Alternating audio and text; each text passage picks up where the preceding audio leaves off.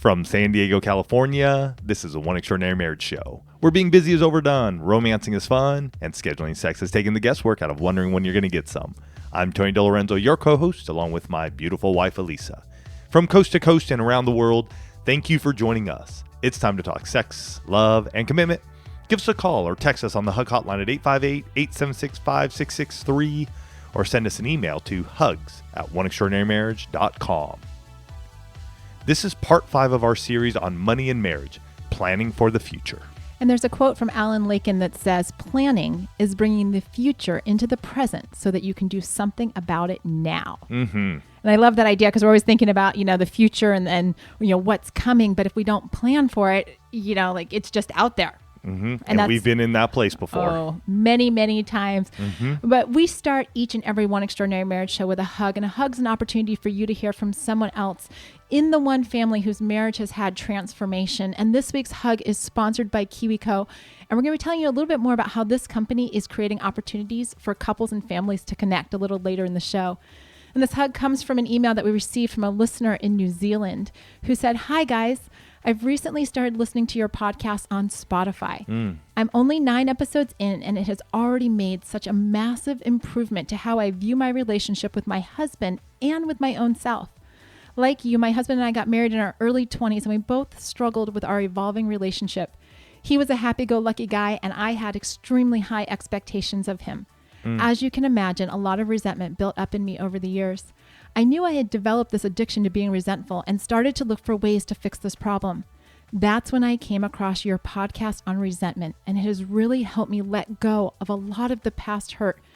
After realizing how much damage I was doing to both myself and my marriage, my husband and I finally sat down to have a true heart-to-heart talk about my feelings, resentment, and how to move forward. We are making progress one step at a time. So thank you guys for enabling this change in me." I love that.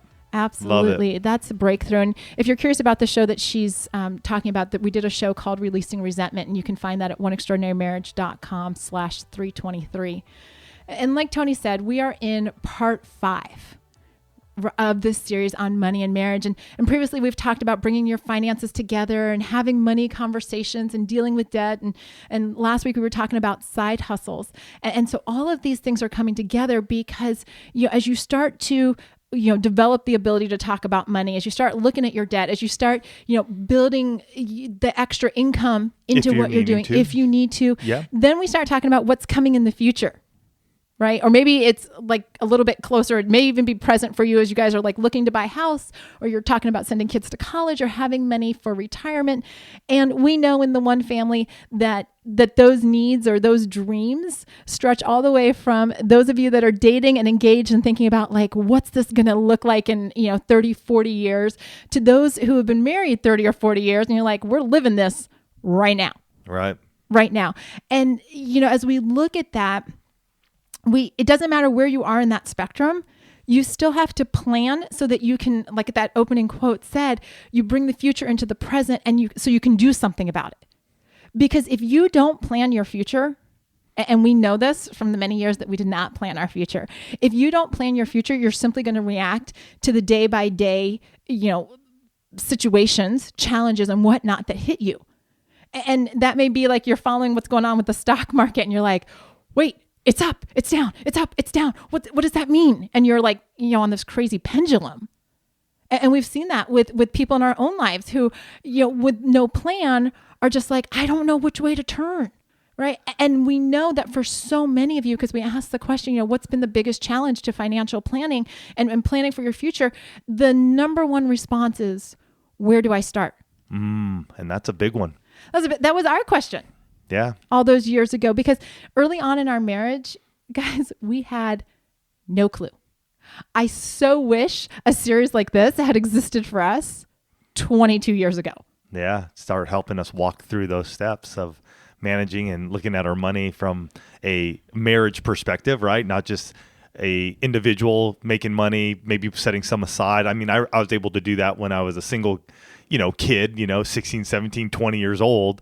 And yet it's completely different when you're married and you have your spouse as well that you're thinking about. Right. And you start to have those dreams of, what is it going to look like when we buy a house, or how are we going to buy a house, or can we even afford a house, or we want to have kids, and those kids might want to go to college someday. And so there were all these things. And when we first got married, and we've shared it throughout this series, we came into marriage with a lot of debt. And that's why we did our episode on dealing with debt. That was part 3, talking about that, because I will have to say for myself, especially as we started coming together and we started looking at our future as from the money sense. Like, I don't want to say looking at our future from the marital, like our sexual intimacy or emotional intimacy. This was really when I got to a place where we were looking at our financial future. What did this look like? And we were under that heap of debt. Once we started dealing with that, that's when the opportunity started coming for me. I because prior to that, I had low self-confidence when it came to money or finances. I felt like we didn't have enough. So how could we ever talk to a financial planner, maybe even talk to my banker about putting my money into not just savings, but maybe a certificate of deposit or things of that nature, because I had a lot of guilt or shame that I didn't have enough. And what I've learned over the years is whatever you have is enough to start. And so getting through that and going, okay, we have something. We just need to find the right vehicle to put this in right now for us. Well, and I think it's worth noting that most of us never received this type of education. No. Right. The math classes, by and large, the economics classes are at this, this level that is just, be able to put it on a test. It's not often real world practical. Like, you need to know how retirement accounts work. You need to have an understanding of mutual funds and investments and what does growth mean versus, small cap and all of these words that get thrown at you. And you're like, what does that mean? Yeah, aggressive growth, small cap, large cap. You're like growth in income. You get these bonds. documents, and you're like, it's a flipping foreign language. Yeah. Because we don't receive that, and because of that, a lot of times, and this was us in the early years of our marriage, we were just kind of like, you know what, I don't understand it, and so if I don't understand it, then it's probably not for me. And the challenge with that is that what you don't know, like there's that saying that, what you don't know can't hurt you. Well, the truth is that what you don't know can hurt your future, right? What you don't know, what you don't give yourself permission to learn can hurt you. And it's one of those things where even as I was preparing this show, it dawned on me that so many of you, there was an area of your marriage where you didn't know. Right? Like you didn't know how to communicate with your spouse, or you didn't know, you were in this place of sexlessness and you're like, I don't know how to get past this, or these different types of things. And what did you do? You went and sought experts. You went and sought help. And many of you obviously landed here because you're listening, and we're so honored to have you as part of the One Family. But you went and did something in that area. And this is the same thing. Pick up a book, start listening to a podcast, things that will help you to learn. And the biggest part is right now, if you're in a place where you're sitting there going, we have no idea how to plan for our future, the best bet is go on Amazon. Maybe again, search Google, search the podcast, and just find one area where you can start learning. So you take that first step. And for us, back in the day, that was really just picking up books. I remember going to Barnes and Noble back in the day and just picking up some books and learning about what does a stock market mean? What do mutual funds mean? What does this look like? So at least I had the vocabulary, an understanding to be moving forward. So once we did go to a financial planner with our small little initial investment, I could at least have a little bit of a dialogue with them. And Elise and I could both have a dialogue with each other to know, hey, at that point in time, we were like, go aggressive growth. We're young. We got years. 17 years ago now when we first started investing. And that helped us to just at least get started. Well, and I'm glad you mentioned, financial planner, financial advisor, because, there are experts. This is their job. to be able to have conversations with folks like you and I who don't know what we don't know. Mm-hmm. Right. And we asked the one family, because I'm so curious about you guys. I wish sometimes you could see inside my head, because it's constantly like, I wonder what they think, right? I wonder what's going on in their lives. And so that's why we put these questions out. But I asked, how many of you have a financial planner? And only 25% of the one family there that responded on Instagram said that they do. And so again, it's where are you getting your information? Who's that trusted resource? And in this area, it can seem a bit like overwhelm. Mm-hmm. Like, who do I go to? There's so many different areas. Just as we've said so many times, when you're looking to get help in your marriage, interview your therapist, interview some MFTs, interview a marriage coach if you need to. Get some information, because that way you can then make a decision to go, who's the best for us? Don't forget. And I want to share this because I had to overcome this and understand this, because we went through some different financial planners, because I didn't realize this, because I got scared. I felt like, oh, you just know everything, and so I'm going to just give you my money. What I didn't realize, though, is that I'm driving the car. It's my money. So I get to make the decisions. You, as a financial planner, have to show me why I should invest my money with you. I just want to bring up a quick thing here, because we've used two different terms, and it's financial planner and financial advisor. Yeah. And I, prior to doing the show, didn't even know that there was I thought they were actually interchangeable. Okay. And so for those of you out there who are like, okay, well, which is it, and why are they using both? We're using both because you'll hear both out there in the financial world. But a financial advisor refers to anyone who helps clients manage their money. It's kind of the umbrella term. Right. But a financial planner may actually have certain areas of expertise, such as retirement planning or education funding planning. They can hold different certifications and licenses. So, financial advisor, kind of your umbrella. You may find financial planners who have a specialty in retirement or college funding or things like that. So just know that we're going to use them interchangeably throughout the rest of the show. But I wanted to just give you that knowledge, because it matters, right? It does matter.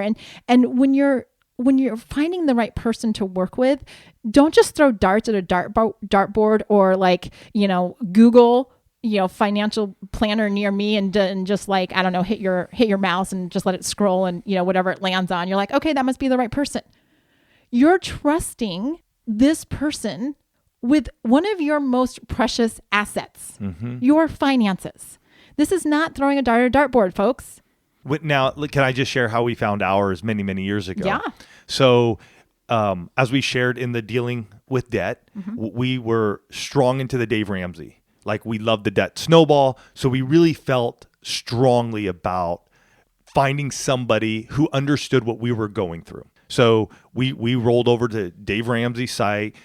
He has his EFPs, I think, endorsed local, ELPs, endorsed local providers, and they have like a financial planner.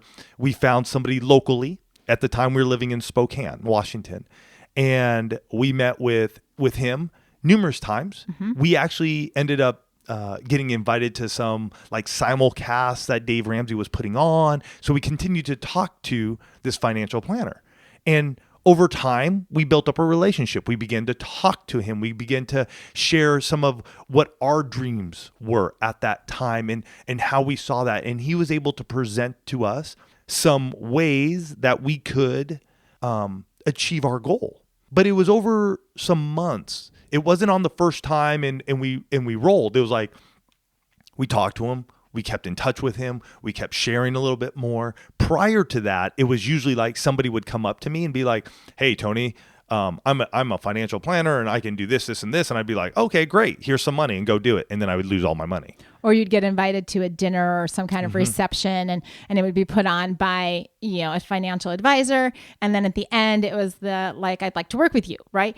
And it was crazy, because as you're sitting there describing our relationship with our representative, I was thinking, it was like a marriage relationship, right? We started dating.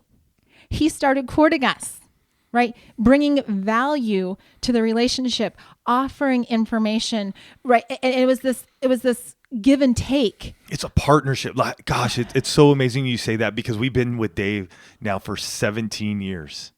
He's seen us through all kinds of stuff. But here's why. Because he invested in the relationship with us. It wasn't about our money. It was about our dreams and our goals. And that's one of the things I want to tell you. There are a number of financial advisors and planners in the Position of the Month Club here in the One Family. Yeah, partners. The partners. And I went to them. I reached out to them and said, if somebody is looking, right? If somebody doesn't know what they don't know, what should they be looking for? Mm-hmm. Right? What do you want the people that are coming to you to know or to ask? And it was great because, I think back to those early conversations with our guy, with Dave, and, he was willing to ask us questions, right? He wanted to know what our dreams were, and he allowed us to ask him questions. Like, it was the phrase that comes to mind is no question is a stupid question. Mm-hmm. Right? He has entertained probably some really basic, stupid questions because I'm like, well, I don't understand that. And he's like, okay. And this is something that anybody that you work with should be able to do. They should be able to explain whatever the financial concept is to the point where you can understand it. Yeah. And it's best if the both of you are there. Like, let's make sure as we're planning for the future and you guys are planning for your future, that this is a place where both of you are sitting down and listening. Mm-hmm. Now, one of you may take the lead in those discussions and how are we going to go and work with this individual, or asking the questions. One of you may take that lead, the other one may just sit back and listen. It's okay, because a lot of times, even when Elisa and I have sat down with Dave, or even our insurance guy who does some financial products with us, it's usually me doing the talking. Mm-hmm. But Elisa and I have had so many conversations around it. It's that we're there. I'm leading it. She usually is sitting back because it's just who she is. She'll sit back and she just listens. And then there's always a couple of nuggets that comes out of my mouth, or even one of those guys' mouth. And she goes, well, wait a minute. What does this mean? Mm-hmm. And how does that impact us and what we want to do in the future? So there is your dynamic too. It's both of you. How are you guys holding hands through something that can be a little nerve-wracking at times? Mm-hmm. And you need to ask them. You need to know how they get paid, right? Don't shy away from the money question, right? How do you guys get paid? What does that look like? How do you handle if there are conflicts of interest? How do you take care of your clients? How do you communicate with your clients? Let's face it, we talk a lot about communication here at One Extraordinary Marriage, and anybody that you're working with, ask them how often they're going to communicate with you. Mm-hmm. Ask them how they're going to communicate with you. Why?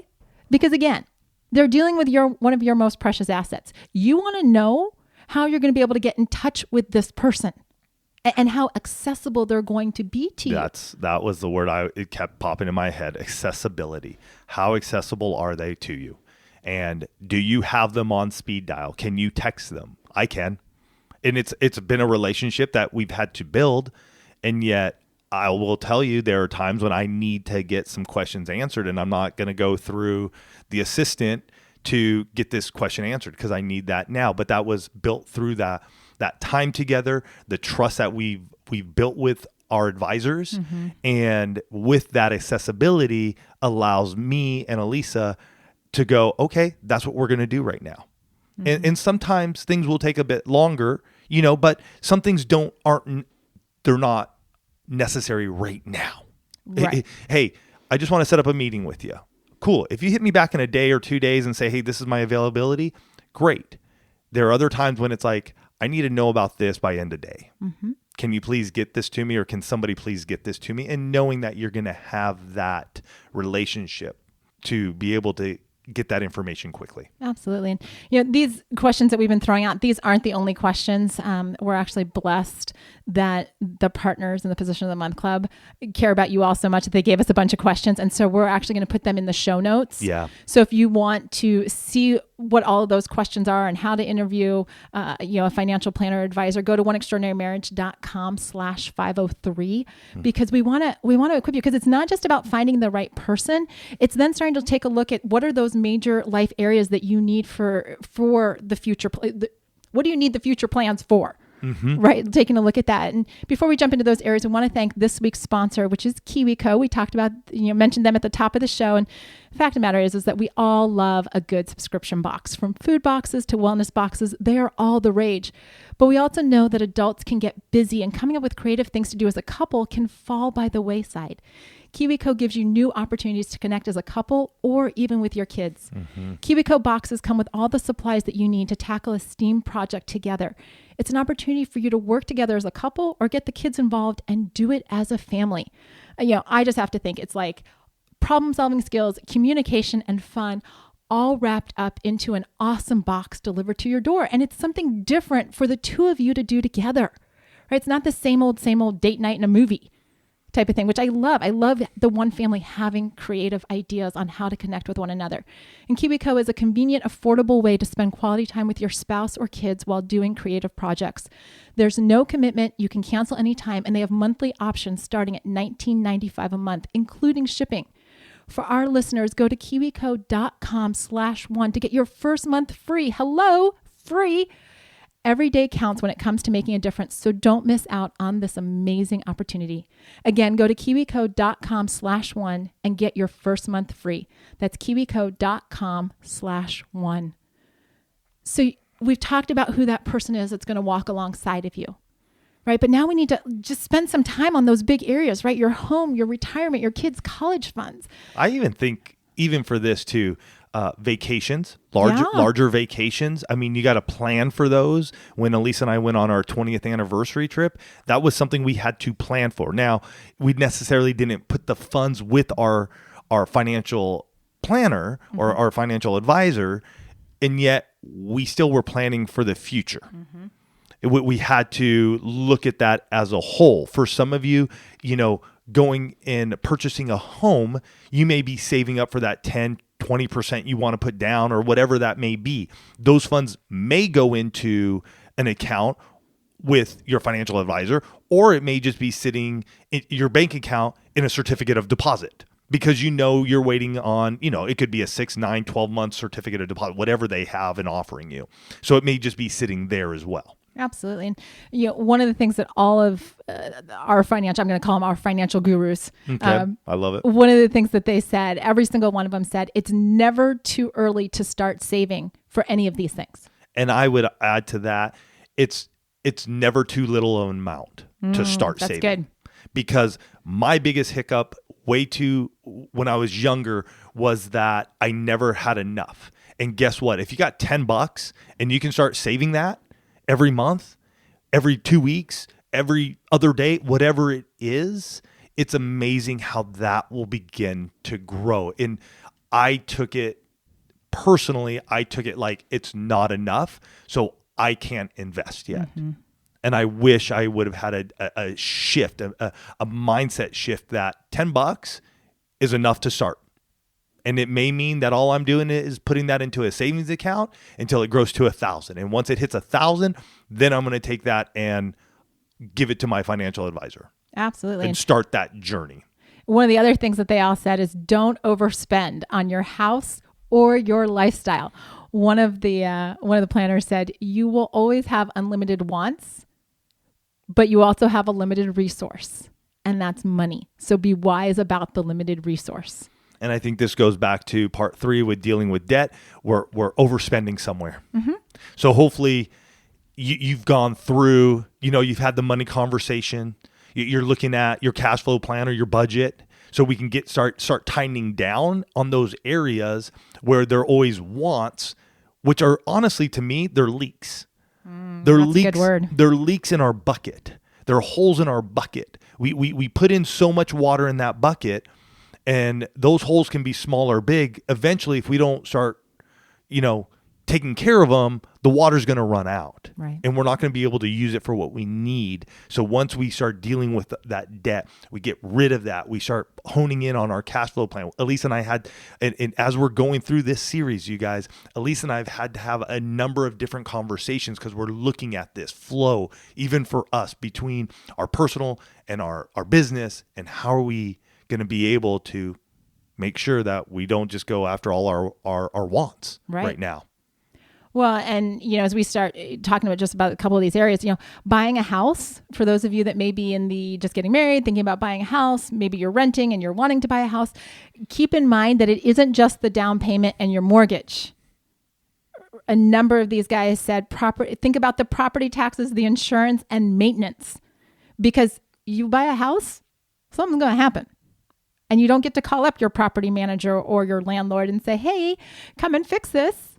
Right. And your local government is going to come and ask for their property taxes every year, twice a year, depending on how you pay it. Right. And so you have to think about all of that. And according to the planners and research, your home and all of that, property, maintenance, insurance, all of that shouldn't be more than 28% of your income. Okay. So think about where your income is. Think about 28% and like be looking at that so that you're not in this place where you're what they call house poor. Mm-hmm. Right. We've been there. We've been there. Yeah. Oh, totally. When you start looking at retirement, this was something that I hadn't thought about, but I asked the question because I was like totally curious. Fund retirement before college. And the reason why is that your kids, should they need to, can take out loans for college.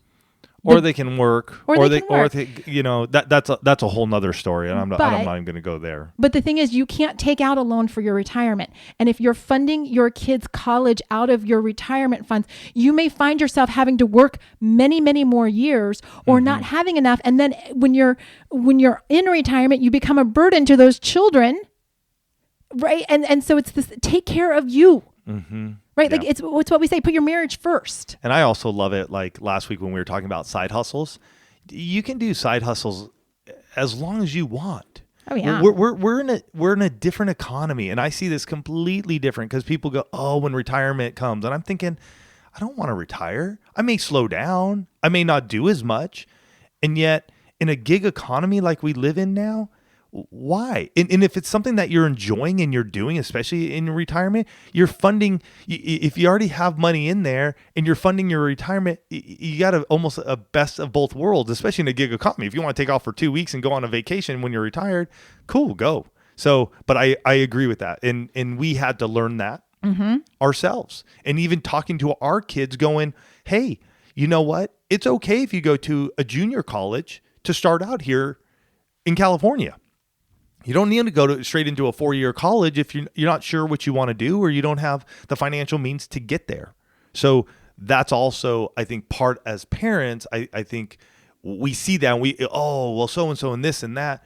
Man, so many people have, especially when it comes to debt for education. I mean, the last number I heard, it's over $1 trillion.